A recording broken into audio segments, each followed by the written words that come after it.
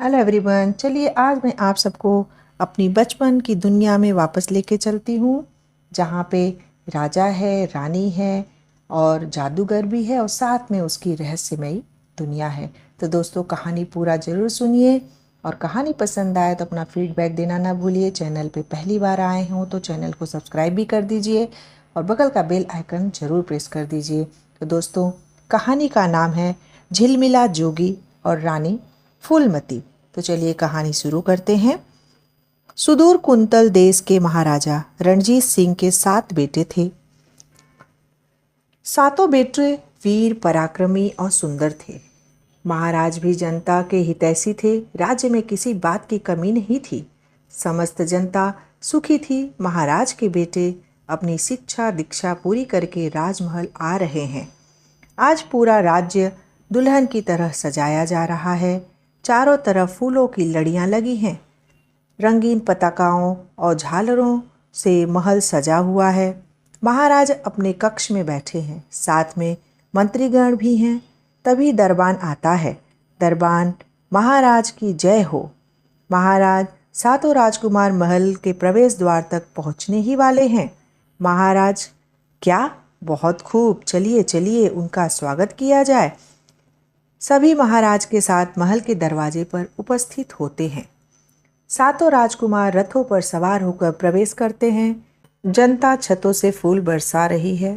चारों तरफ राजकुमारों की जयकार हो रही है।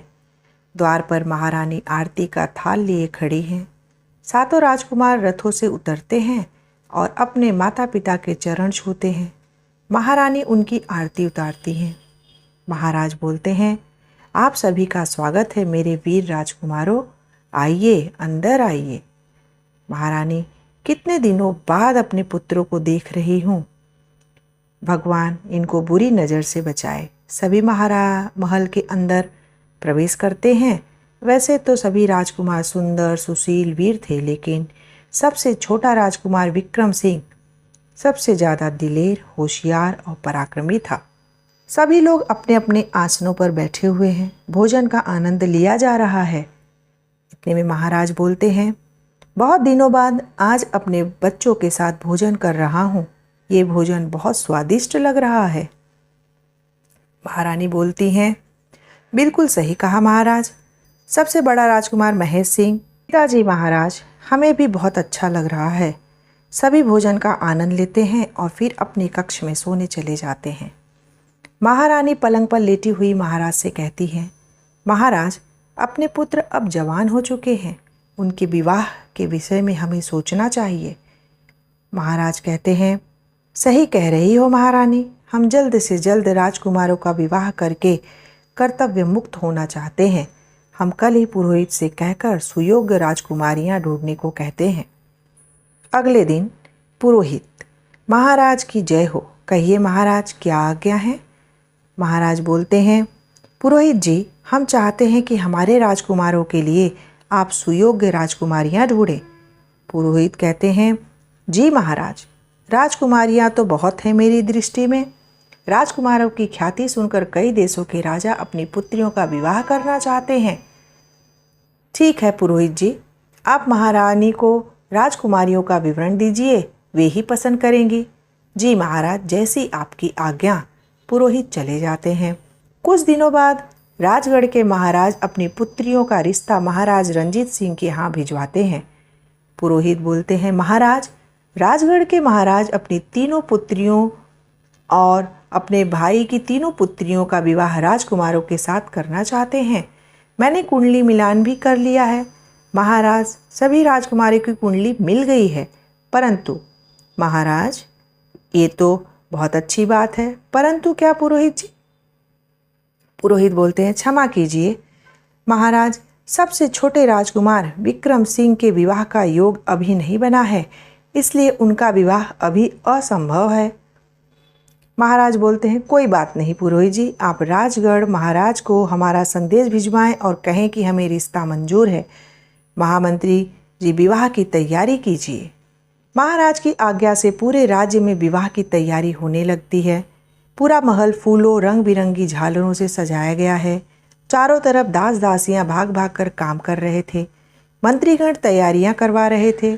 उधर महाराज सातों राजकुमार तैयार हो रहे थे और एक दूसरे से मजाक कर रहे थे।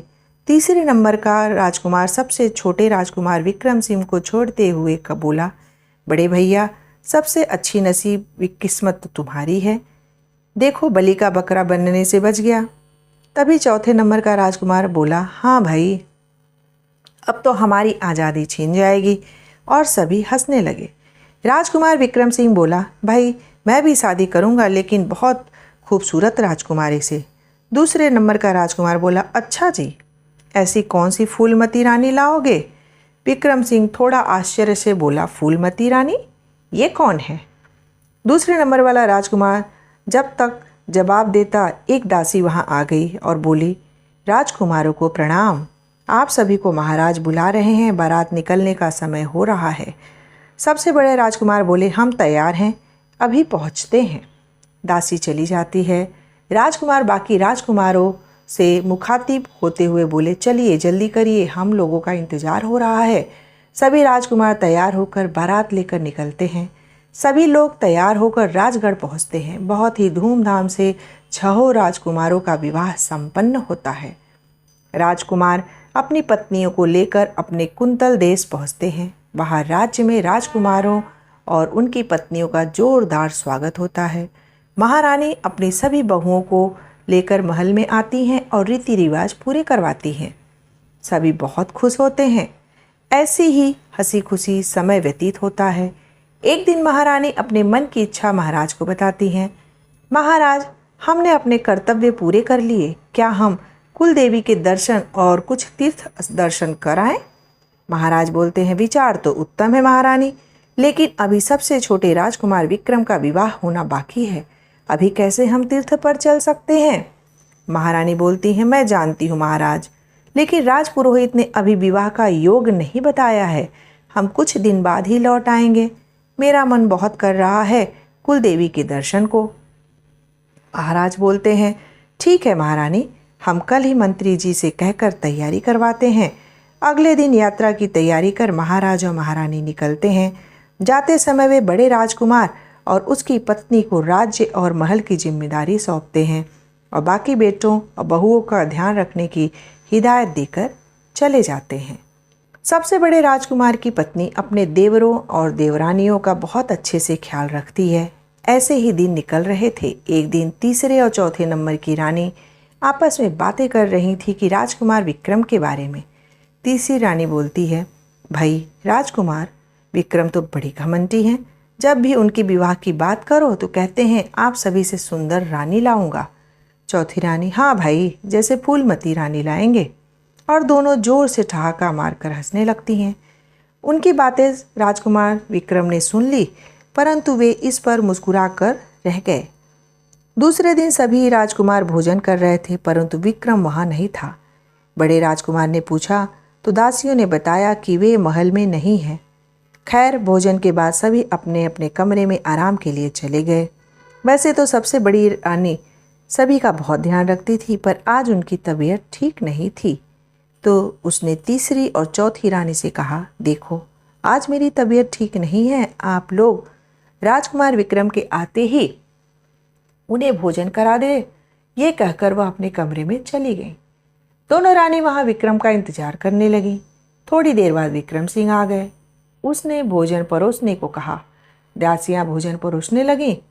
तभी तीसरी रानी चौथी रानी को आंख मारते हुए विक्रम से बोली, क्यों राजकुमार जी, कहाँ थे आप? सभी आपकी प्रतीक्षा कर रहे थे। राजकुमार भोजन करते हुए बोले कि हम जंगल गए थे। तभी चौथी रानी बोली, जंगल में क्या? क्या अपने लिए पत्नी ढूंढने गए थे?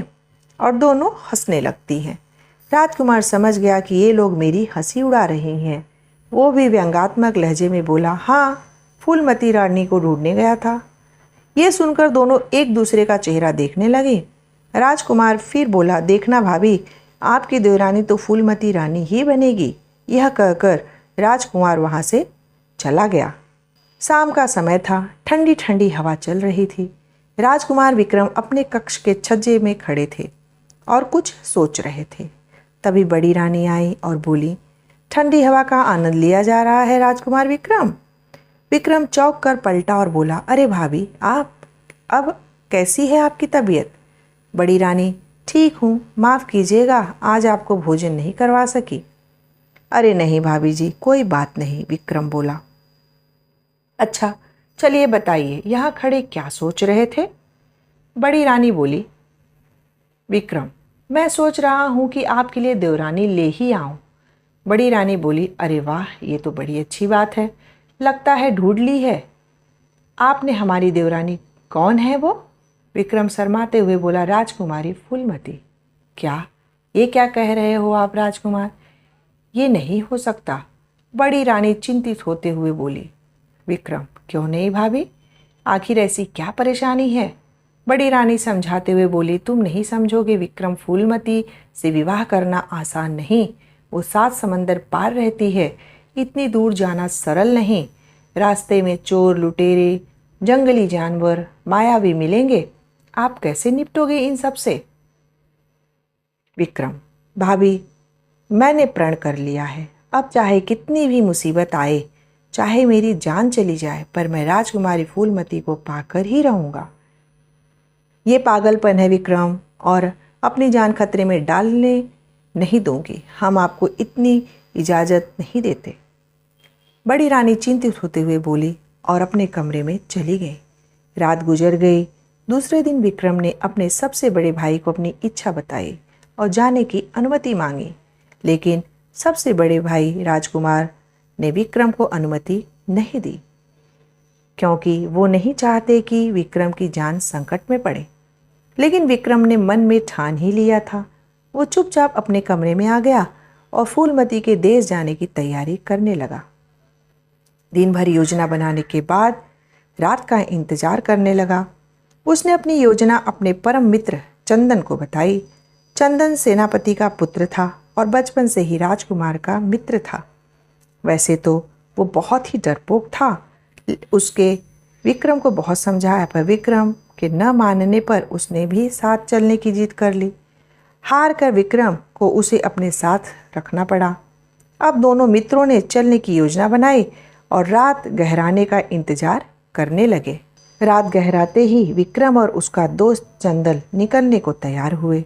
विक्रम बाकी भाइयों के कमरे में देखा, वे सब गहरी नींद में सो रहे थे। दरवान भी झपकी ले रहे थे। दोनों चुपचाप अपने घोड़े लेकर राजमहल से निकल गए। जैसे ही वे अपने राज्य की सीमा से बाहर हुए, उन्होंने अपने घोड़े तेज दौड़ा दिए और चलते चलते वे थक गए। चंदन हाँफते हुए बोला, राजकुमार, अब नहीं चला जाता, बहुत थकान हो गई है। राजकुमार भी थोड़ा थकान भरे लहजे में बोला, हाँ मित्र, थक तो गए हैं, चलो थोड़ी देर आराम कर लेते हैं।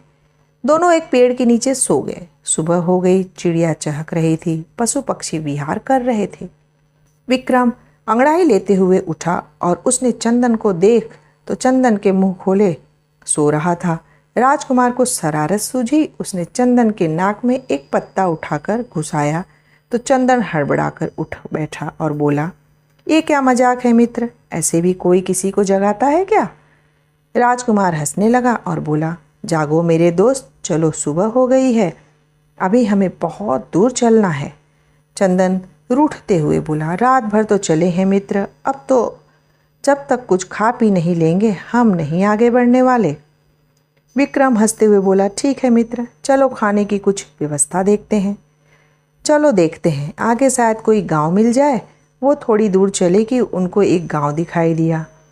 दोनों ये बात तय कर रखी थी कि हम लोग किसी को भी अपनी पहचान नहीं बताएंगे, एक साधारण यात्री बनकर ही लोगों से मिलेंगे। दोनों गांव के अंदर पहुंचे। उन्हें एक गांव वाला मिला। चंदन ने उनसे खाने की पीने की जगह पूछी। गांव वाले ने घर की तरफ इशारा किया और चल दिया। दोनों उस घर की तरफ चल दिए।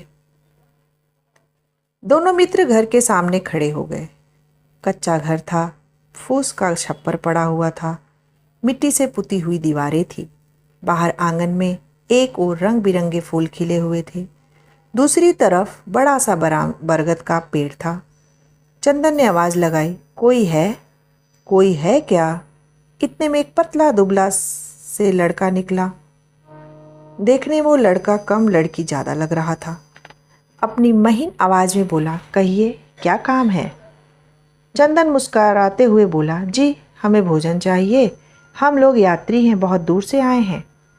लड़के ने दोनों को ऊपर से नीचे देखा, फिर बोला, ठीक है मिलेगा भोजन, परंतु दाम चुकाना पड़ेगा। दोनों ने हामी भरी। लड़के ने उनको स्नान आदि के लिए जगह बता दी और खुद भोजन की तैयारी करने लगा। थोड़ी देर बाद ही भोजन तैयार हो गया और वे लोग भोजन करने लगे। बात करते हुए लड़के ने उनका यात्रा करने का कारण पूछा तो विक्रम ने उसे सब कुछ कह सुनाया। ये सुनकर वो कुछ सोच में पड़ गया और बोला, देखिए फूलमती रानी के पास पहुंचना बहुत मुश्किल है, इसमें जान का भी खतरा है, रास्ता बहुत ही खराब है और दुर्गम है। विक्रम ने कहा, मित्र अब तो मैंने पक्का निश्चय कर लिया है, विवाह तो फूलमती से ही करूँगा। भोजन के बाद दोनों मित्र सो गए। थोड़ी देर आराम करने के बाद उन लोगों ने चलने की आज्ञा मांगी। लड़का बोला, मित्रों मैं भी आपके साथ चलना चाहता हूँ, अगर आप लोगों की इच्छा हो तो। चंदन बोला, मित्र हम तुम्हें अपने साथ नहीं ले जा सकते, हम बहुत कठिन कार्य करने जा रहे हैं, तुम्हारी जान जोखिम में नहीं डाल सकते। विक्रम ने सहमति जताई पर वो लड़का न माना। उसने बताया कि वो तलवार चलाना, घुड़सवारी जानता है और मदद भी हो जाएगी। उसकी जिद करने पर वो लोग उसे ले जाने के लिए तैयार हो गए। तीनों ने खाने पीने का सामान बांधा और अपने अपने घोड़े पर सवार होकर निकल गए। चलते चलते तीनों एक घने जंगल में पहुंचे। चारों तरफ ऊंचे ऊंचे पेड़ और घनी झाड़ियां थीं। कल कल करती नदी भी बह रही थी। तीनों आराम करने के लिए बैठे ही थे कि तभी किसी ने के चीखने की आवाज़ सुनाई दी। राजकुमार विक्रम आवाज़ की दिशा में दौड़ा, आवाज़ का पीछा करते हुए, और वह भी घने जंगल में पहुंच गया। उसने वहां देखा कि एक बकरी शेर की चपेट में है। वो यह देखकर आश्चर्य में पड़ गया कि आवाज़ तो किसी लड़की की आ रही थी। इतने में वह बकरी फिर चिल्लाई, मुझे बचाओ, मुझे बचाओ। राजकुमार ने फुर्ती से शेर पर वार कर दिया। थोड़ी ही देर में शेर ढेर हो गया। बकरी मिमियाते हुए राजकुमार के पास आई। पास आते ही वह एक सुंदर परी में बदल गई। विक्रम उसे देखता ही रह गया। उसने विक्रम से कहा, तुमने मेरी जान बचाई है, तुम्हारा बहुत बहुत धन्यवाद। इस घने जंगल में तुम क्या कर रहे हो और तुम हो कौन? विक्रम ने बोला, मैं कुंतल देश का राजकुमार विक्रम हूँ और फूलमती रानी से विवाह करने के लिए जा रहा हूँ। परी ने बोला, राजकुमार विक्रम मैं तुमसे बहुत खुश हूँ, तुमने मेरी जान बचाई। तुम बहुत ही कठिन कार्य के लिए जा रहे हो, इसलिए मैं तुम्हें एक जादुई अंगूठी दे रही हूँ। इस अंगूठी की ये खासियत है कि जब भी तुम इसे पहनोगे तुम गायब हो जाओगे, किसी को भी दिखाई नहीं दोगे। ये लो। राजकुमार अंगूठी को पाकर बहुत खुश हुआ। उसने परी का धन्यवाद दिया। परी हाथ मिलाते हुए आसमान में उड़ गई। तभी चंदन और वो लड़का विक्रम को ढूंढते हुए आए और बोले, राजकुमार आप यहाँ चले आए, हम आपको पूरे जंगल में ढूंढ रहे थे। राजकुमार ने उनको परी वाली बात बताई और वो जादुई अंगूठी दिखाई। अंगूठी देखकर वे दोनों भी खुश हुए। चंदन बोला, चलो राजकुमार की इसकी परीक्षा लें। विक्रम ने वो अंगूठी पहन ली और पहनते ही विक्रम अदृश्य हो गया। दोनों विक्रम विक्रम चिल्लाने लगे। अंगूठी उतारते ही विक्रम दिखने लगा। तीनों बहुत खुश हुए। लड़का बोला, राजकुमार ये अंगूठी आपके बहुत काम आएगी। तीनों अपने घोड़े पे सवार होकर आगे बढ़े। वो लोग चलते चलते बहुत दूर निकल आए। आगे उनको बड़ी बड़ी पहाड़ियाँ दिखाई दी। पहाड़ियों पर घोड़े पर सवार होकर चलना कठिन हो रहा था, इसलिए तीनों घोड़ों की लगाम पकड़कर चलने लगे। तीनों पहाड़ियों पर चले जा रहे थे। ये इलाका डाकुओं के लिए कुख्यात था। तभी अचानक डाकुओं ने हमला बोल दिया। पहले तो तीनों घबरा गए इस अचानक हुए हमले से, पर फिर संभल भी गए। तीनों ने भी अपनी तलवार निकाल ली और डाकुओं से भिड़ गए। डाकू संख्या में ज़्यादा थे, फिर भी तीनों बराबर उनसे मोर्चा लिए हुए थे। अचानक लड़ते हुए विक्रम को अंगूठी की याद आई। वह उसे अपनी जेब से निकालकर तुरंत पहन लेता है। पलक झपकते ही वह गायब हो जाता है। सबसे पहले वह एक डाकू को लात मारता है, लेकिन डाकू को अपने पीछे कोई नहीं दिखाई देता। तभी उस डाकू के गाल पर थप्पड़ पड़ता है। वह फिर देखता है, उसको कोई नहीं दिखाई देता। अब तो वह डाकू डर जाता है और भागने लगता है। फिर विक्रम दूसरे डाकू की तरफ बढ़ता है। डाकू के हाथ से मारकर वह उसकी तलवार गिरा देता है। डाकू जैसे ही तलवार उठाता है, तलवार आगे सरक जाती है। वह डाकू हैरान हो जाता है। वह फिर कोशिश करता है, लेकिन तलवार हाथ नहीं आती। वह थक कर एक जगह बैठता है। तभी उसके गाल पर एक जोरदार तमाचा पड़ता है। वह वहीं बेहोश हो जाता है। विक्रम को ओस करने में बड़ा मज़ा आ रहा था। वह दूसरी तरफ देखता है तो चंदन 2 डाकुओं से घिरे हुए हैं। चंदन हाथ में तलवार लिए हुए है, उनका सामना कर रहा है। इतने में राजकुमार एक डाकू की धोती खींचता है। धोती खुल जाती है। डाकू शर्म के मारे वहीं बैठ जाता है। लड़का ये देखकर बहुत हंसता है। तभी हंसने लगते हैं। तभी डाकू देखते हैं कि हवा में तलवार उड़ रही है। कभी किसी डाकू के थप्पड़ पड़ जाता, किसी के लात। वो सब इसे भूत समझकर भाग खड़े होते हैं। अब विक्रम वापस दिखाई देने लगता है। चंदन खुश होकर कहता है, मित्र विक्रम, आज इस अंगूठी ने हमारी जान बचा ली। ये तो बड़े काम की चीज़ हाथ लगी है। गांव वाले लड़के ने भी सहमति जताई। अब तीनों आगे बढ़े चले। आगे चलने पर उनको एक झरना दिखाई दिया, जिसके चारों ओर हरियाली थी। बीच बीच में झरने का पानी बह रहा था। बड़े बड़े पत्थर भी पड़े हुए थे। जंगली फूल खिले हुए थे। बहुत सुंदर नज़ारा लग रहा था। तीनों का दिल खुश हो गया। राजकुमार ने कहा, मित्रों, देखो कितना सुंदर दृश्य है। चलो कुछ आराम कर लेते हैं, और हाँ, सबसे पहले स्नान किया जाए। उन डाकुओं से लड़कर पसीने से शरीर तरबतर हो गया है। चंदन ने भी अपनी सहमति जताई, लेकिन वो गांव वाला लड़का बोला, आप लोग नहा लो, मैं आपके लिए फल लेकर आता हूँ। चंदन को थोड़ा आश्चर्य हुआ। वह बोला, अरे, हमारे साथ स्नान करने का क्या परेशानी? स्नान करने से थकावट दूर हो जाएगी, चलो आओ। ऐसा कहकर चंदन उसको पानी में खींचने लगा। लड़का घबराकर हाथ छुड़ाकर दूर भागा और बोला, मुझे नहीं नहाना, आप लोग नहाइए। विक्रम बोला, रहने दो चंदन, क्यों परेशान कर रहे हो बेचारे को, उसका मन नहीं है। चंदन हंसने लगा। दोनों मित्र झरने में स्नान का आनंद लेने लगे। लड़का उनके लिए कुछ जंगली फल लेकर आया। सहसा उसने देखा कि एक पानी वाला सांप उन दोनों की ओर बढ़ रहा है। विक्रम तो थोड़ी दूरी पर तैर रहा था, पर चंदन के लगभग पास ही सांप आ चुका था। लड़के ने आव देखा न था, तुरंत पानी में कूद गया और उस सांप को उठाकर दूर पहाड़ी की तरफ फेंक दिया। चंदन एकदम हुए इस घटना से चौंक गया। उसने लड़के की तरफ देखा तो उसकी आंखें फटी की फटी रह गई। चंदन की आंखें फटी रह गई। वो हैरानी से उस लड़के को देख रहा था, जो कि अब लड़की में बदल गया था। उसके लंबे लंबे काले बाल पानी में तैर रहे थे। गोरे चेहरे पर बालों की बूंदें चमक रही थी। चंदन हकलाते हुए बोला, तुम तो लड़के थे ना? लड़की ने चेहरे पर रहस्यमयी मुस्कान तैर गई और बोली, हाँ, मैं एक लड़की हूँ और लड़का बनकर गांव में रह रही थी। राजकुमार भी वहाँ आ गया। वो भी उस लड़की को देखकर आश्चर्य में पड़ गया।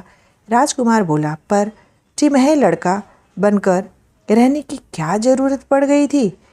लड़की पानी से बाहर निकलकर एक पत्थर पर बैठते हुए बोली, मेरी कहानी बहुत दुख भरी है।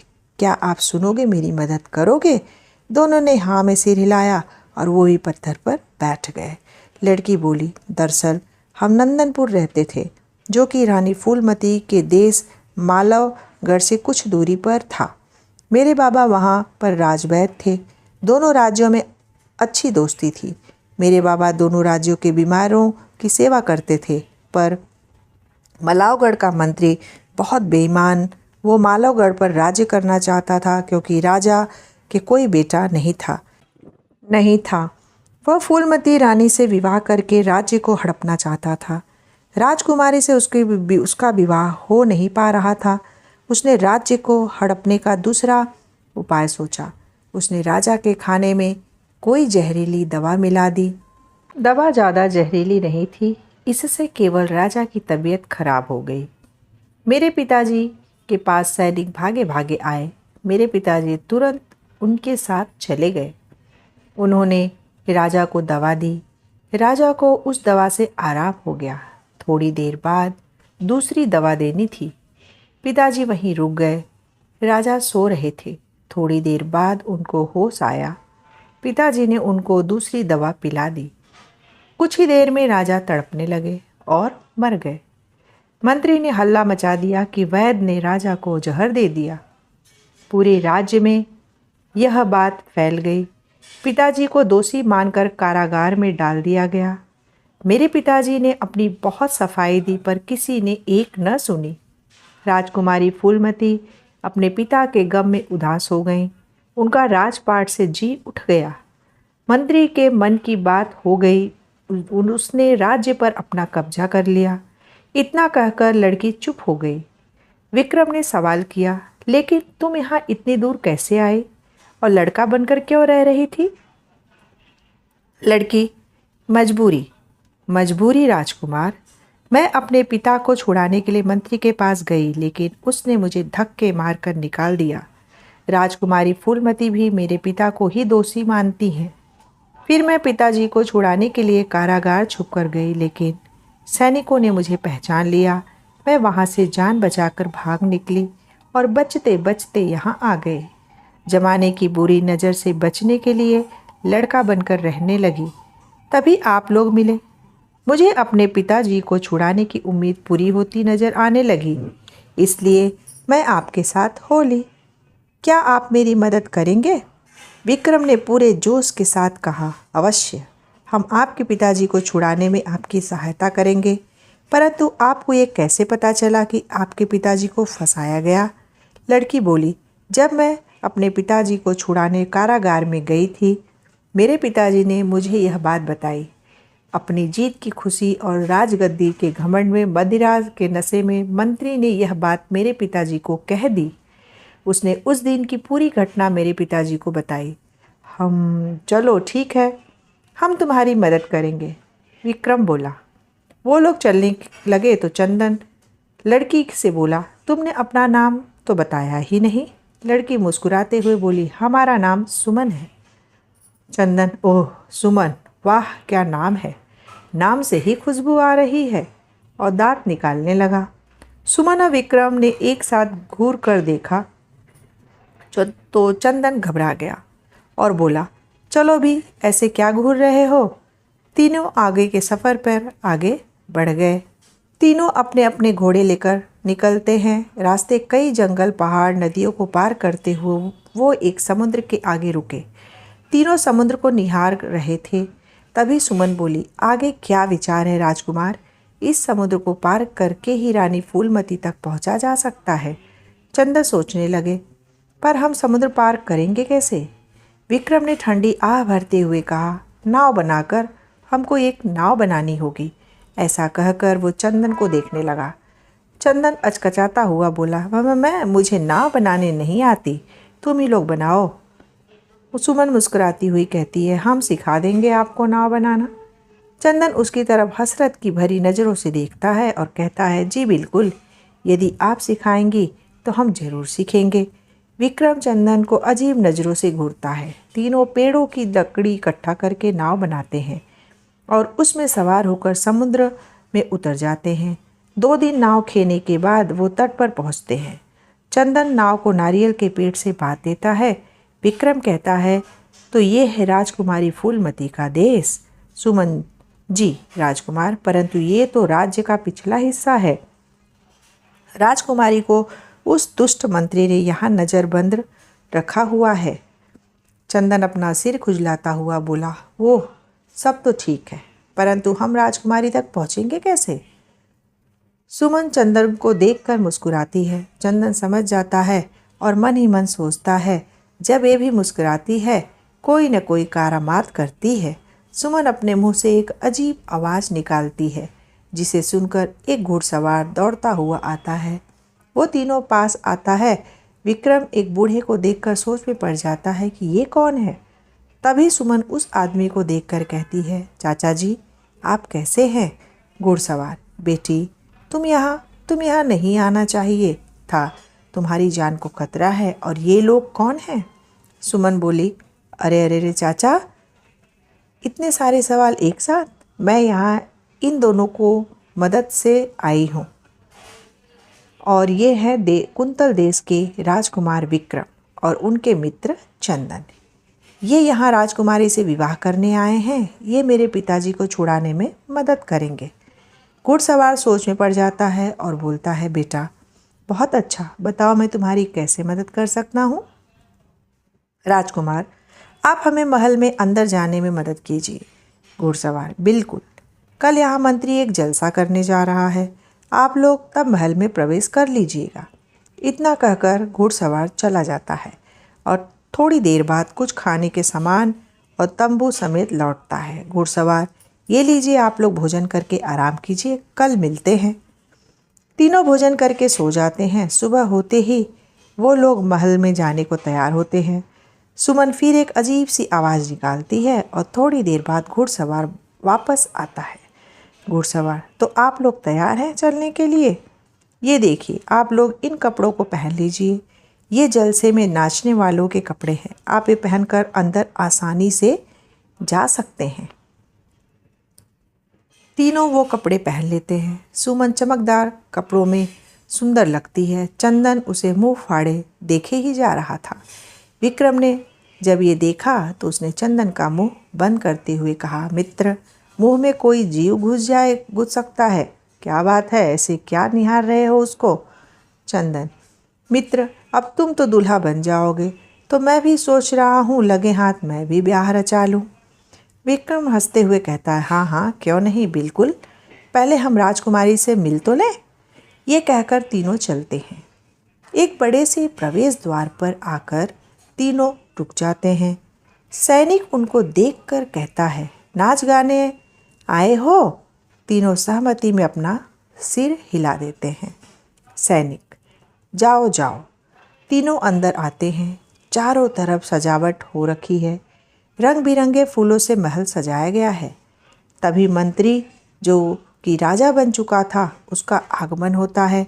सभी खड़े हो जाते हैं। राजा गद्दी पर बैठता है और सबको बैठने का इशारा करता है। फिर राजकुमारी का प्रवेश होता है। गुलाबी लहंगा पहने हुए सुंदर गौर वर्ण वाली हिरणी जैसी आँखों वाली राजकुमारी को देखते ही राजकुमार का हाल बेहाल हो जाता है। वो एकटक राजकुमारी को देखता रह जाता है। इतनी सुंदर सुकुमारी उसने पहले का बार देखा था। तभी चंदन विक्रम की आंखों के सामने हाथ हिलाता है। तब राजकुमार को होश आता है। विक्रम, मित्र, इतनी सुंदर राजकुमारी तुमने कभी देखी है? सही कहते थे लोग, वाकई में फूलमती बिल्कुल फूलों जैसी है। चंदन भी अपनी सहमति जताता है। तभी सुमन आकर दोनों को बोलती है, आप लोग यहाँ क्या कर रहे हैं? कुछ योजना बनाई कि नहीं? विक्रम दोनों को अपने करीब बुलाता है और उनके कान में कुछ कहता है। विक्रम की योजना अनुसार रात को जब जलसा खत्म हो जाएगा और सब सो जाएंगे, तब वो फूलमती के कक्ष में जाकर उसे सब बताएगा। जलसे में नाच गाने के बाद राजकुमारी सैनिकों की नज़र बचाकर कमरे में छुप जाता है। रात गहरी होने लगती है। विक्रम राजकुमारी के कक्ष का मुआयना करता है। कक्ष बहुत बड़ा था। कमरे के बीचों बीच एक गोलाकार पलंग पड़ा था। सिर पर रेशमी चादर बिछी हुई थी। बड़े मसनद पलंग पर पड़े हुए थे। एक कोने में अदमकद शीशा लगा हुआ था। एक तरफ दीवार पर फूलमती का अदमकद चित्र लगा हुआ था। राजकुमार को कमरा बहुत सुंदर पसंद आया। वो फूलमती के चित्र को निहार रहा था। तभी बाहर से कुछ लोगों के हंसने की आवाज़ आई। वो एक बड़े पर्दे के पीछे छिप गया और देखने लगा। राजकुमारी अपनी दासियों सहित कमरे में प्रवेश कर चुकी थी। दासियां फूलमती के आभूषण उतार रही थीं। बिना आभूषणों के भी फूलमती बहुत सुंदर लग रही थी। राजकुमार एकटक उसे निहार रहा था। दासियों ने भारी भरकम पोशाक उतारने लगी तो विक्रम ने अपनी आंखें बंद कर ली। थोड़ी देर बाद कक्ष के दिए बुझा दिए गए। कुछ दिए जलते हुए छोड़ दिए गए ताकि प्रकाश रह सके। दासियों के जाने के बाद राजकुमारी सो गई। विक्रम पर्दे के पीछे से निकलकर राजकुमारी के पलंग के पास खड़ा हो गया। वो फूलमती जो लगातार देखे जा रहा था कि अचानक राजकुमारी की आंख खुल गई। अपने सामने अजनबी को देखकर वो जोर से चिल्लाई। राजकुमार ने घबराकर फूलमती के मुंह को अपने हाथ से बंद कर दिया और बोला, चुप चुप चुप, मेरी बात सुनो, चिल्लाओ मत। लेकिन राजकुमारी ने उसके हाथ पर काट लिया और फिर से जोर से चिल्लाई। अब की बार राजकुमार ने अपनी कमर पट्टे से कटार निकाली और राजकुमारी के हाथ पकड़ लिया और बोला, राजकुमारी मेरी बात सुनो। फूलमती गुस्से से बोली, कौन हो तुम? इस तरह से मेरे कमरे में क्या कर रहे हो? विक्रम, मैं कुंतन देश का राजकुमार विक्रम हूँ। मैं इतनी दूर से आपसे विवाह करने आया हूँ। मैं आपको पसंद करता हूँ और आपके सिवा किसी से विवाह नहीं करूँगा। राजकुमारी उसे एकटक देखे जा रही थी। उसको विक्रम की आंखों में सच्चाई नजर आई। वो शांत होकर पलंग पर बैठ गई और उसने विक्रम को भी बैठने के लिए कहा। विक्रम ने सारी बात फूलमती को बताई। उसने ये भी बताया कि राजा की हत्या राजवैद ने नहीं बल्कि मंत्री ने की है। इतना सुनकर फूलमती बोली, संदेह तो मुझे पहले से ही था। पिताजी महाराज ठीक लग रहे थे और राजवैद तो शुरू से हमारे यहाँ आ जा रहे हैं।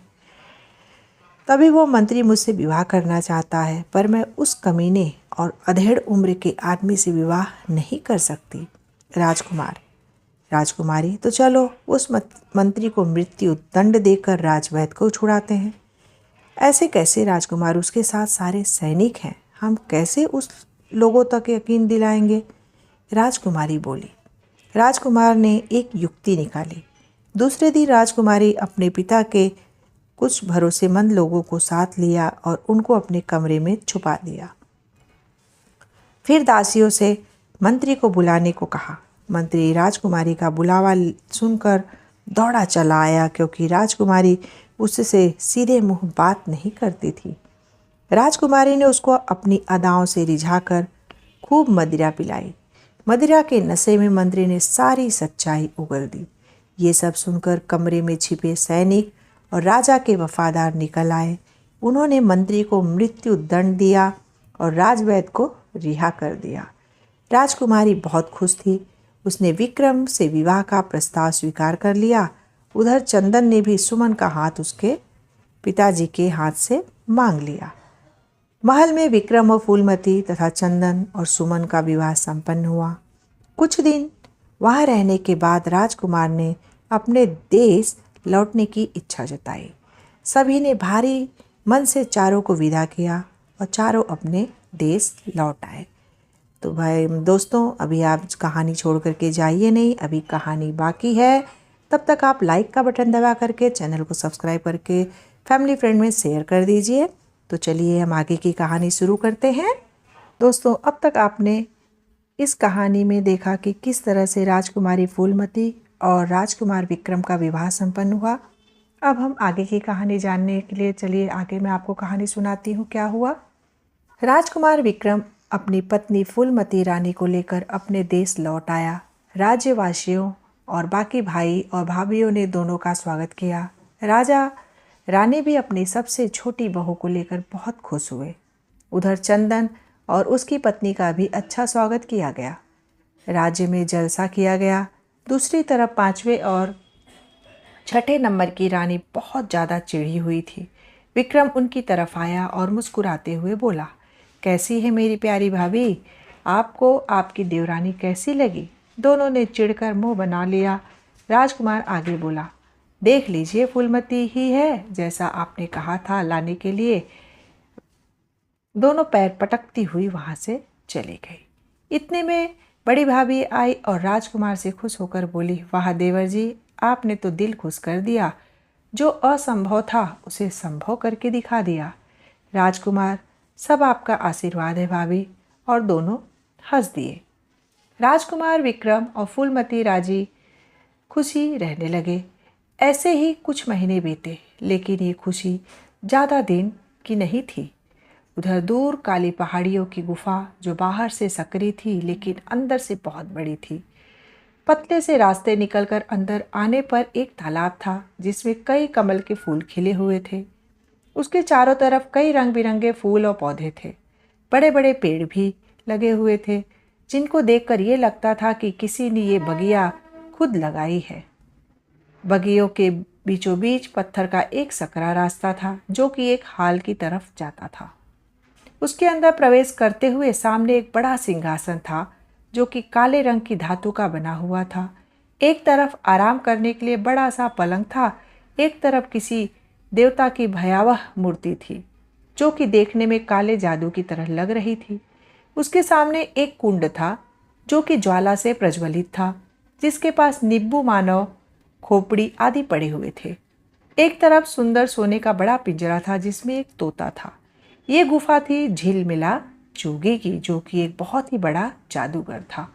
जी हाँ, झिलमिला जोगी, जिसके जादू का कोई तोड़ न था। झिलमिला जोगी बहुत ही बड़ा जादूगर था। उसे अपने जादू पर बड़ा घमंड था। वह न सुनने का आदी था, न ही किसी की बात मानने का। अगर कोई उसकी बात नहीं मानता था तो वह उन्हें जादू से कुछ भी बना देता था। एक बार वो अपनी गुफा में टहल रहे थे। उसके पास एक जादुई कांच का गोला था, जिसमें वह दुनिया जहान में कुछ भी देख सकता था। टहलते हुए वो रुका और जादुई गोले में देखकर कहा, ऐ मेरे जादुई गोले, बता दुनिया में नया क्या हुआ। जादुई गोले में तस्वीरें दिखती हैं। अचानक उसमें विक्रम और फूलमती दिखे। झिलमिला जोगी की निगाह फूलमती पर रुक जाती है। वह उसे देखते ही दीवाना हो जाता है। वह आश्चर्य में पड़ जाता है, इतनी सुंदर रानी मैंने आज तक नहीं देखी। इसे तो मेरे पास होना चाहिए। उसने गोले से पूछा, ऐ जादुई गोले, बता ये औरत कौन है और कहाँ है। जादुई गोले ने आवाज़ आई, ऐ मेरे आका, कुंतल देश के सबसे छोटे राजकुमार विक्रम की पत्नी है, रानी फूलमती। कुछ ही दिन पहले इनका विवाह हुआ है। हा हा हा। जोर से अट्टहास करते वह जादूगर हंसा और बोला, ये अब मेरी रानी बनेगी, और निकल गया फूलमती को लाने के लिए। झिलमिला जोगी अपने जादू से उड़ते हुए कुंतल देश पहुंच गया। उसने आकाश में ही खड़े हुए चारों तरफ नजर दौड़ाई। तभी उसे एक बड़ा सा महल दिखा। वो समझ गया कि यही राजा का महल है और फूलमती रानी भी यही मिलेगी। वह उड़ता हुआ महल के खिड़कियों के पास आया और उसमें झांकने लगा, पर उसे कुछ न दिखा। वह निराश हो गया और महल के मुख्य द्वार पर पहुंच गया। उसने एक साधु का रूप धरा और द्वार पर पहुंचा। जोगी भिक्षान देही। द्वारपाल, अरे बाबा, कहाँ जा रहे हो, किससे मिलना है। जोगी, हम बहुत दूर से आए हैं बच्चा, हम तो भिक्षा चाहते हैं। जोगी उसे कुछ दूर जादू दिखाता है। वह अपने जादू से द्वारपाल का भाला किले से बदल देता है। द्वारपाल हैरान रह जाता है। वह दौड़ा दौड़ा महल के अंदर गया और बड़ी महारानी से बोला, महारानी जी, एक बहुत ही चमत्कारी बाबा आए हैं, आपसे भिक्षा मांगना चाहते हैं। इस समय महाराज राजकुमार विक्रम, महारानी दूसरे राज्य के राजा के यहाँ विवाह में गए थे। बाकी 6 राजकुमार शिकार पर गए थे। महल में 7 रानियां ही थी। बड़ी रानी बाबा को बुलाने की आज्ञा देती हैं। जोगी द्वारपाल के पास अंदर आता है। रानी उसको नमस्कार करती हैं। जोगी, भिक्षान देही रानी। रानी, जी महाराज, आपको भिक्षा अवश्य मिलेगी, परंतु हमें आपका आशीर्वाद भी चाहिए। जी अवश्य रानी, आप अपने परिवार के सभी सदस्यों को तो बुलाइए। जोगी ने खुश होते हुए कहा। सबसे बड़ी रानी ने दासी को इशारा किया। दासी अंदर चली गई और थोड़ी देर में बाकी रानियां आ गई। झिलमिला जोगी सभी रानियों को घूर कर देखने लगा। सभी रानियां एक से बढ़कर एक थी, सभी सुंदर थी। अंत में उसकी दृष्टि फूलमती रानी पर पड़ी। वो उसे देखता ही रह गया। इतनी सुंदर नारी! वो मन ही मन उसके रूप के रस का पान कर रहा था। तभी बड़ी रानी ने कबूल कर उसका ध्यान भंग किया। भिक्षा लीजिए महाराज। जोगी, नहीं रानी, हम आपसे भिक्षा नहीं लेंगे, कोई और दे हमें। दूसरे नंबर की रानी देना चाहिए, पर जोगी ने उससे भी न ली। इस तरह 6 की 6 रानियों ने कोशिश किया, परंतु जोगी ने भिक्षा न ली। अंत में फूलमती ने आग्रह किया। जोगी उसके पास आया। जैसे ही फूलमती ने हाथ आगे बढ़ाया, जोगी ने मन ही मन एक मंत्र बुदबुदाया। पूरे कक्ष में धुआं भर गया। पूरे कक्ष में धुआं छा गया था। किसी को कुछ दिखाई नहीं दे रहा था। कुछ समय बाद धुआं छट गया। सबने देखा, जोगी खूब जोर से हंस रहा था। सबसे बड़ी रानी बोली, कौन हो तुम और हमारे साथ ये छल क्यों? जोगी हवा में उड़ रहा था। हंसते हुए बोला, मेरा नाम झिलमिला जोगी है। मैं एक जादूगर हूँ। फूलमती रानी की सुंदरता पर मुग्ध हो गया था, इसलिए उसको यहाँ लेने से आ गया। तभी सबकी नज़रें फूलमती रानी पर पड़ गई। ऊपर वो तो अपने स्थान पर नहीं थी। तीसरे नंबर की रानी ने कहा, फूलमती कहाँ है? वो यहाँ नहीं है। जोगी अट्टहास करते हुए बोला, वो यहाँ है। एक बोतल को दिखाते हुए जोगी बोला। उसने फूलमती को गुड़िया बनाकर बोतल में बंद कर दिया था। जोगी हवा में उड़ते हुए बोला, अब ये मेरी रानी बनेगी, हा हा हा, और ऐसा कहकर खिड़की से बाहर निकल गया। 6 रानी सिर पकड़कर बैठ गईं। चारों तरफ अफरा तफरी मच गई। थोड़ी देर बाद उसके पिताजी आए, पति आए। जब वे महल में पहुँचे तो वहाँ का नज़ारा देखकर चकित रह गए। मातम से माहौल हो रखा था। 6 रानियाँ सिर झुकाकर बैठी हुई थी। सबसे बड़े राजकुमार ने पूछा, ये महल में इतना सन्नाटा क्यों है? क्या हुआ? आप लोग इतने डरे हुए क्यों हैं? ये सुनकर सभी रानियों की रुलाई फूट गई। उन लोगों ने सारा हाल कह सुनाया। राजकुमारों को बहुत क्रोध आया। चौथे नंबर का राजकुमार बोला, मैं उस जादूगर को छोड़ूंगा नहीं। उसने हमारे घर की बहू का अपहरण किया है। सभी राजकुमारों ने उसके हाथ में आई मिलाई। ये सुनकर बड़ी रानी बोली, वो कोई मामूली आदमी नहीं है, वो एक जादूगर है। उसने अपने जादू से फूलमती को गुड़िया बना लिया। आप लोगों का वहाँ जाना खतरे से खाली नहीं है। दूसरे नंबर का राजकुमार बोला, तो क्या हम हाथ पर हाथ धर कर बैठे रहें? हमारा भाई क्या सोचेगा हमारे बारे में कि हम उसकी पत्नी की रक्षा नहीं कर पाए? सबसे बड़े राजकुमार ने कहा, तुम बिल्कुल सही कह रहे हो, ये हमारी इज्जत का सवाल है। चलो, हमें फूलमती को बचाना है। ये समय बातों का नहीं है। 6 भाई फूलमती को बचाने के लिए उसकी तलाश में निकल पड़े। राजकुमारों ने फूलमती को बहुत ढूंढा, पर उन्हें उसका कोई सुराग न मिला।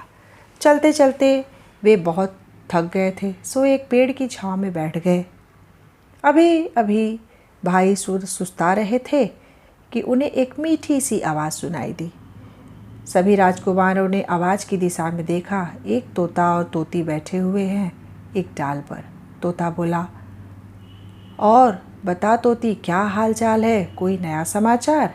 तोती बोली, अपने तो वही हड्डी वही खाल है। नया समाचार सुनो, झिलमिला जोगी फूलमती रानी को जबरन उठा लाया है। तोता आश्चर्य से बोला, क्या कहती हो? इस दुष्ट की हरकतें कम होने का नाम ही नहीं ले रही। ये सुनकर सभी राजकुमार एक दूसरे को देखने लगे। उनको बड़ा आश्चर्य हुआ कि ये पक्षी कैसे इंसानी भाषा बोल रहे हैं। सबसे बड़े राजकुमार ने उन दोनों को आवाज़ दी, सुनिए, इधर देखिए, बोलो क्या कहना चाहते हो? कौन हो आप सब? तोता बोला। बड़े राजकुमार ने सारी बात उन दोनों को विस्तार से बताई। तोती बोली, हम उसी जादूगर की गुफा में रहते थे। हमारा एक और साथी था जिसको उसने कैद कर रखा है। ये इंसानी भाषा उसने ही हमें जादू से सिखाई थी। एक बार वो हमारी बलि देना चाहता था। हम तो बच निकले, पर हमारा एक साथी वहाँ रह गया। फिर तोते ने कहा, वह बहुत ही दुष्ट और ताकतवर जादूगर है, उसे कोई हरा नहीं सकता। चौथा राजकुमार बोला, हम हराएंगे उसे और उसको उसकी गलती की सज़ा भी देंगे। तुम लोग केवल उसका पता बताओ। तोते ने उन्हें उसका पता बता दिया और सभी राजकुमार उसी दिशा में आगे बढ़ गए। कठिन पहाड़ियों पर चढ़कर वो लोग काली पहाड़ी की गुफा में पहुँचे। अंधेरी गुफा में काफ़ी चलने के बाद गुफा एक बहुत बड़े बगीचे में खुलती है। चारों तरफ सुंदर सुंदर फूल खिले हुए थे। कोने में एक झरना बह रहा था, पक्षी विहार कर रहे थे। राजकुमार इतना मनोरम दृश्य देखते ही रह गए। चौथे नंबर का राजकुमार बोला, अरे वाह, कितनी सुंदर जगह है, ऐसा लगता है जैसे देवताओं ने इसे बनाया है। उसकी बात पर सहमति जताते हुए पांचवें राजकुमार ने कहा, भाई, ये एक जादूगर का बाग है, सुंदर तो होगा ही। हमें यहाँ की सुंदरता से कोई मतलब नहीं है, हमें फूलमती को छुड़ाना है। हमें अपना लक्ष्य नहीं भूलना चाहिए। सबसे बड़े राजकुमार ने गंभीर होते हुए कहा, बगिया के बीचों बीच एक पक्का रास्ता दिखाई दे रहा था, जो कि झिलमिला जोगी की हालनुमा कमरे की तरफ जाता था। जैसे ही तीसरे नंबर के राजकुमार ने उस पर अपना पैर जमाया, वो धड़ाम से गिर गया। बाकी राजकुमार उसे देखकर रुक गए और आश्चर्य में पड़ गए। दरअसल रास्ता दिखने में पक्का लग रहा था, परंतु वहाँ पानी था, जो कि जादूगर की वजह से दिखाई नहीं दे रहा था। छठे नंबर के राजकुमार ने परेशान होते हुए कहा, अब हम कैसे आगे बढ़ेंगे? दूसरे नंबर के राजकुमार ने कहा, हम तैर कर जाएंगे। जादूगर ने अपनी माया से इस रास्ते को पत्थर का दिखाया है। सभी उसकी हाँ में हाँ मिलाते और रास्ते पर कदम रखते ही पानी में गिर जाते। सभी राजकुमार तैरना जानते थे। वो लोग तैरते हुए जादूगर के कमरे के दरवाजे तक पहुंचे। इधर जादूगर ने फूलमती को मक्खी बनाकर रखा हुआ था और खुद अपने जादुई गोले में राजकुमारों को आते देख रहा था। इससे पहले राजकुमार उसके पास पहुंचते, वह खुद ही उनके पास पहुंच गया। झिलमिला जोगी और 6 राजकुमार आमने सामने खड़े थे। उनको देखकर उसने जोर से अट्टहास किया और बोला, तो तुम आ गए फूलमती को लेने? सबसे बड़ा राजकुमार गुस्से से बोला, फूलमती को छोड़ दे नीच। जादूगर, नहीं तो क्या कर लोगे? सुन राजकुमार, तुम्हारा पाला मुझसे पड़ा है, झिलमिला जोगी से। मैं एक बहुत बड़ा जादूगर हूँ, देखना चाहते हो मेरी ताकत? जोगी बोला और उसने अपना हाथ हवा में हिलाया और चमक उसके हाथ से निकली सबसे पीछे खड़ा राजकुमार पत्थर की मूर्ति में बदल गया। बाकी राजकुमार ये देखकर सन्न रह गए। चौथे और पांचवें नंबर के राजकुमार जोगी की तरफ तलवार लेकर लपके। जोगी ने उनको भी अपने जादू से पत्थर की मूर्ति में बदल दिया। पलक झपकते ही सभी राजकुमार पत्थर की मूर्ति में बदल गए।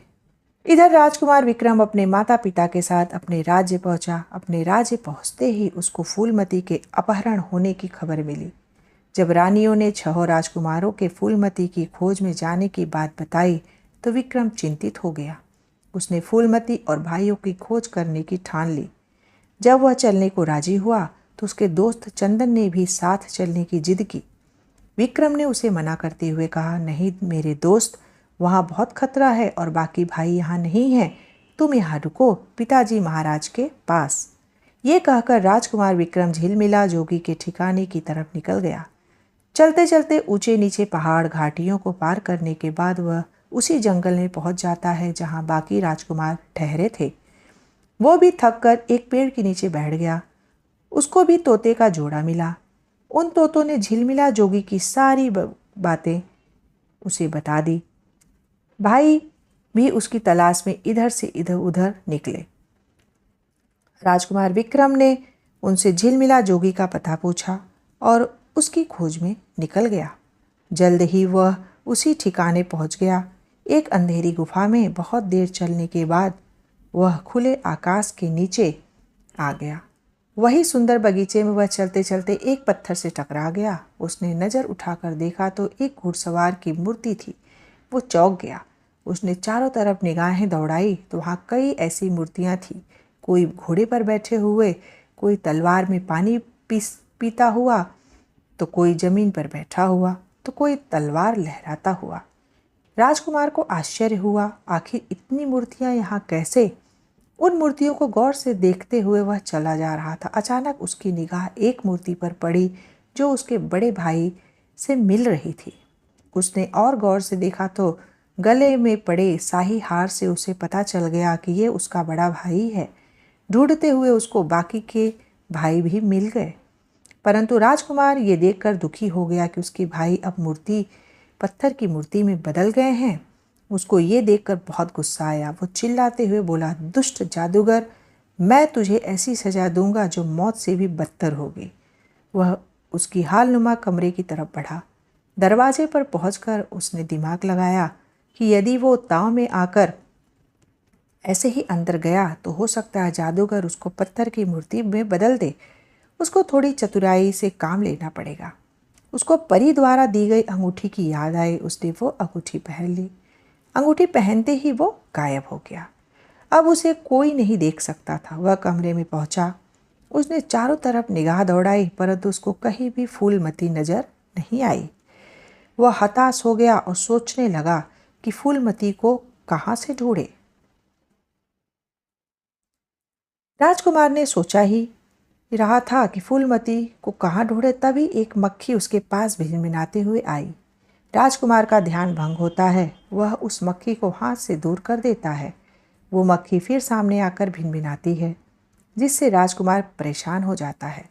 राजकुमार मक्खी से बचने के लिए वापस अदृश्य हो जाता है, जिससे उस मक्खी से उसका पीछा छूटता है। थोड़ी देर बाद झिलमिला जोगी आता है। वह चारों तरफ निगाह घुमाता है कि सब ठीक है या नहीं। फिर अपने बिस्तर पर बैठकर आराम फरमाते हुए शराब का मजा ले रहा होता है। रात होने लगती है। विक्रम अदृश्य होकर उसकी हरकत देख रहा था। नशे में चूर होने पर जोगी दीवार पर चिपकी हुई मक्खी पर मंत्र फूंकता है और पलक झपकते ही मक्खी फूलमती बन जाती है। राजकुमार ये देखकर हैरान रह जाता है और सोचता है कि तभी ये मक्खी उसके पास आ रही थी बार बार। ये मक्खी नहीं, मेरी फूलमती थी। वो दुखी हो उठता है। इतने जोगी बोलता है, हे सुंदरी, क्यों दूर हो मुझसे? देखो मैं कितना बड़ा जादूगर हूँ। मुझसे विवाह कर लो, तुम बहुत सुखी रहोगी। हा हा हा हा। फूलमती क्रोध में कहती है, दुष्ट जादूगर, मैं तुझसे कभी विवाह नहीं करूंगी। मेरे पति मुझे खोजते हुए आते ही होंगे। वो तेरा बहुत बुरा हाल करेंगे, देख लेना। जोगी जोर से अट्टहास करता है और कहता है, मूर्ख स्त्री, क्या मेरा कुछ बिगाड़ पाएगा? एक आम इंसान मेरा कुछ नहीं बिगाड़ सकता। उसके भाइयों को तो मैंने पत्थर बना दिया है। अगर वो यहाँ आया तो उसका भी वही हाल करूँगा। ये सुनकर फूलमती रोने लगती है। जोगी फिर कहता है, 2 दिन बाद पूनम की रात है। उस रात तुझसे विवाह करके तेरी बलि दूंगा और मैं फिर और भी शक्तिशाली हो जाऊंगा। यह कहकर जोगी वहां से चला जाता है। उसके जाते ही विक्रम अपनी अंगूठी उतारता है और फूलमती के पास जाता है। फूलमती जमीन पर पड़ी हुई रो रही है। विक्रम, उठो राजकुमारी, देखो विक्रम आया है। ऐसे बोलकर सुनकर फूलमती मुंह उठाकर देखती है और खुशी के मारे चीख पड़ती है। राजकुमार उसके मुंह पर हाथ रखकर चुप करता है। फूलमती, राजकुमार, आप यहाँ कैसे आए? मुझे यहाँ से ले चलिए, ये जादूगर बहुत दुष्ट है। विक्रम, घबराओ नहीं फूलमती, मैं तुमको और अपने भाइयों को यहाँ से सकुशल ले जाऊंगा, पर इस जोगी को ऐसी सजा दूंगा कि याद रखेगा। तभी पिंजरे में से तोता बोलता है, हाँ राजकुमार, जरूर सजा देना। राजकुमार उस तोते के पास पहुंचता है और उससे जादूगर के बारे में पूछताछ करता है। तोते से बात करने पर पता चला कि झिलमिला जोगी ने जादू से अपनी जान तोते में डाल दी है, इसलिए कोई उसे नहीं मार सकता। राजकुमार ने ठंडी आह भरते हुए कहा कि फिर उसे कैसे मारा जा सकता है? तब तोता बताता है, उसको मारने का एक ही तरीका है, तुम मेरी गर्दन दबोच देना, जिससे उसके प्राण निकल जाएंगे। राजकुमार बोलता है, पर इससे तो तुम्हारी जान चली जाएगी। मैं ये नहीं कर पाऊंगा। कोई दूसरा उपाय नहीं है क्या? तब तोता बोलता है, नहीं राजकुमार, कोई और उपाय नहीं है। आप सुनिए, जब पूर्णमासी पर पूरा चाँद निकलेगा तब आप मेरी गर्दन दबोच देना, जादूगर के प्राण निकल जाएंगे। फिर आप जादुई जल लेकर मेरे मुंह पर डाल देना, मैं फिर से जीवित हो जाऊंगा। इतना सुनते ही राजकुमार खुश हो गया और बोला, अब जोगी की मौत निश्चित है, मैं उसे मार कर ही रहूँगा। पर मेरे भाई वो कैसे ठीक होंगे? तब तोता बोला, जब जादूगर मर जाएगा तो उसका जादू भी खत्म हो जाएगा और आपके भाई जिंदा हो जाएंगे। राजकुमार और तोते की बात सुनकर फूलमती बोली, अब हमें समय की प्रतीक्षा नहीं करनी चाहिए। राजकुमार, आप जल्दी से गायब हो जाइए, जोगी आने ही वाला होगा। राजकुमार गायब हो गया। तोता भी अपने पिंजरे में चुपचाप बैठ गया। थोड़ी ही देर बाद जोगी नशे में धुत आया और सो गया। अगले दिन पूर्णमासी थी।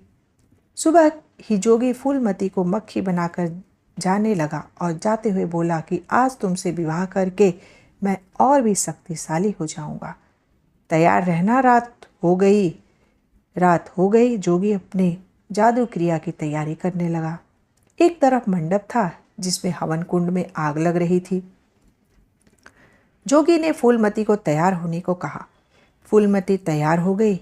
जोगी फूलमती को जबरदस्ती मंडप में बिठाने लगा। तभी जोगी एक जोरदार थप्पड़ पड़ा। उसने चारों तरफ देखा पर कोई नहीं दिखा। वो चिल्लाकर बोला, कौन है? किसने मारा मुझे? इतने में एक धक्के से जोगी की टोपी नीचे गिर गई। फिर ऐसा लगा कि जोगी को किसी ने छाती पर लात मारी। जोगी जमीन पर गिर गया। फूलमती ये देखकर हंसने लगी। वो समझ गई कि ये राजकुमार की हरकत है। जोगी बौखला गया। उसने अपने जादुई गोले में देखा तो उसको सब समझ में आ गया कि यहाँ फूलमती के अलावा राजकुमार भी है। वो चौकन्ना हो गया। उसने राजकुमार को ललकारा और बोला, ये छुप छुप कर क्यों वार कर रहे हो राजकुमार? मुझसे डर गए क्या? सामने आओ अगर हिम्मत है तो। जोगी की ललकार सुनकर राजकुमार अंगूठी उतारकर सामने आ गया और बोला, हाँ बोल दुष्ट, मैं यहाँ हूँ। अच्छा, तो तुम राजकुमार विक्रम अपनी पत्नी को यहाँ से छुड़ाने आए हो? मौत का डर नहीं लगता तो है तुझे? जोगी अकड़ते हुए बोला, मैं मौत से नहीं डरता हूँ दुष्ट जादूगर। मैं अपनी पत्नी को भी ले जाऊंगा और अपने भाइयों को भी, वो भी तुझे मौत की नींद सुलाकर। विक्रम साहस दिखाते हुए बोला। जोगी ने विक्रम पर नजर डाली तो देखा अंगूठी उसके हाथ में ही है। वह ये समझ गया कि इस अंगूठी के सिवाय इसके पास और कोई जादुई नहीं। अगर इससे ये अंगूठी ले ली जाए तो ये आम इंसान है मेरे लिए। उसने देर न करते हुए राजकुमार को धक्का दिया। विक्रम अपने आप को संभाल नहीं पाता और गिर जाता है। उसके हाथ से वो अंगूठी गिर जाती है। जादूगर फुर्ती से उसे उठा लेता है और अट्टहास करता हुआ कहता है, ओह, इस अंगूठी से की वजह से इतना उछल रहे हैं राजकुमार, अब ये हमारी हुई। और इतना कहकर अपने हाथ को वो हवा में घुमाता है और एक बिजली सी चमक होती है विक्रम पर गिरती है। विक्रम अपनी जगह जड़ हो जाता है। वह देख समझ हो सकता है परंतु कुछ कर नहीं सकता। जोगी उसके सामने से फूलमती को ले जाने लगता है परंतु वह नहीं जाती तो उसे घसीटते हुए ले जाता है। फूलमती राजकुमार बचाओ की आवाज़ लगाती हुई घसीटने लगती है। जोगी मंडप में उसे जबरदस्ती बैठाकर अपनी जादुई क्रिया करने लगता है। फूलमती देखती है कि जोगी आंखें बंद किए हुए मंत्र बुदबुदा रहा है। वो उसके कमर बंद से वो अंगूठी निकाल लेती है।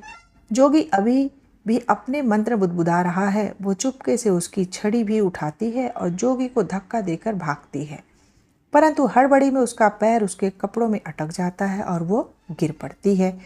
उसके गिरते ही जोगी उसके पैर पकड़कर उसे पीछे खींचता है।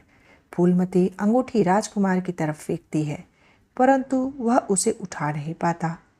तभी पिंजरे में से तोता चीखता है, राजकुमारी वो छड़ी तोड़ दो, छड़ी तोड़ दो। राजकुमारी फुर्ती से वो छड़ी तोड़ देती है। जोगी गुस्से से चीखने लगता है और फूलमती के बालों को पकड़कर गिरा देता है और बोलता है, मूर्ख राजकुमारी, ये तूने क्या किया? छड़ी टूटते ही जोगी की आधी ताकत जो है वो खत्म हो जाती है। छड़ी के टूटने से जादू टूट गया और विक्रम पहले जैसा फिर से हो गया। उसने फुर्ती से वो अंगूठी उठाई और पहन ली। अंगूठी पहनते ही वो गायब हो गया। उसने जोगी को मारना शुरू किया। राजकुमार जोगी को इतना मार रहा था कि उसको अपने जादू का आजमाने का मौका ही नहीं मिल रहा था। इतने में तोता पिंजरे में से चिल्लाया, राजकुमार वो घड़ी आ गई, जल्दी करो जल्दी करो। तोते की याद दिलाने पर राजकुमार पिंजरे के पास पहुंचता है और तोते को निकालकर उसकी गर्दन दबोच देता है। जोगी बहुत जोर से चिल्लाता है, नहीं, और उसके प्राण पखेरु जो हैं वो उड़ जाते हैं। तोता भी मर जाता है। राजकुमार को जादुई जल की याद आती है और वो जल उठाकर तोते के मुंह पर डाल देता है। अगले ही पल तोता जीवित हो जाता है। तोता शुक्रिया राजकुमार, आखिर आपने झिलमिला जोगी से मुक्ति दिला ही दी, और ऐसा आपने मेरे साथ ही नहीं बहुत लोगों को मुक्त किया है। ऐसा कहते ही तोता एक सुंदर नव युवक में बदल गया। विक्रम उसे देखकर हैरान हो गया। नव युवक आगे बोला, हैरान मत होइए राजकुमार, दुष्ट जोगी ने अपने जादू से मुझे और मेरे भाई व उनकी पत्नी को तोते में बदल दिया था। हम सब तोता बनकर यहीं उड़ते फिरते थे। एक दिन उसने मुझे पिंजरे में कैद कर दिया। मेरा भाई मेरी जान बचाने के लिए उड़कर भाग गया। उसे जो भी मिलता वह जोगी की कहानी बताकर मदद की अपील करता, पर कोई भी जोगी को मार नहीं पाया। ये तुमने कर दिखाया राजकुमार, तुम बहुत बहादुर हो। विक्रम, नहीं, ये तो मेरा कर्तव्य था, चलो यहाँ से चले। विक्रम फूलमती का हाथ पकड़कर गुफा से बाहर आता है तो देखता है कि पहले जहाँ बगीचे में बहुत सारी मूर्तियाँ थीं, अब वह नवयुवक युवतियों में बदल गया है।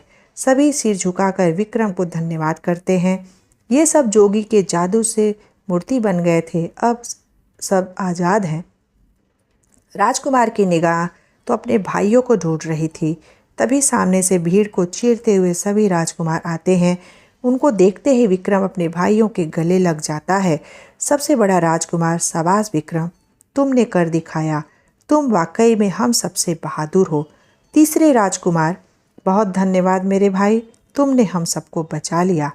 विक्रम भाई को गले लगाता हुआ बोला, नहीं भैया, ये सब तो इन लोगों की वजह से संभव हुआ है, चलिए घर चलते हैं। सभी खुश होते हुए अपने घर जाने लगे। तोते ने इंसान बने हुए नव युवक युवतियों, उनके भाई भाभीियों को धन्यवाद दिया। सातों राजकुमार फूलमती को लेकर वापस अपने नगर लौट गए आए।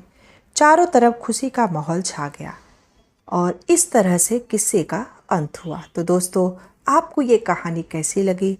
अपना राय कमेंट बॉक्स में लिख करके ज़रूर बताएं, और इसी तरह से प्यारी प्यारी कहानियों के लिए स्टोरी विद किरण चैनल को सब्सक्राइब कर दें और बगल का बेल आइकन ज़रूर दबा दें। और कहानी पसंद आई हो तो लाइक का बटन दबाना बिल्कुल ना भूलें और बेल दबा दीजिए ताकि मेरे नए नए कहानियों का नोटिफिकेशन आप तक बड़ी आसानी से पहुंचे। तो दोस्तों, फिर से मैं अगली वीडियो में एक प्यारी सी कहानी के साथ आपसे फिर मिलूंगी। तब तक के लिए टाटा बाय बाय।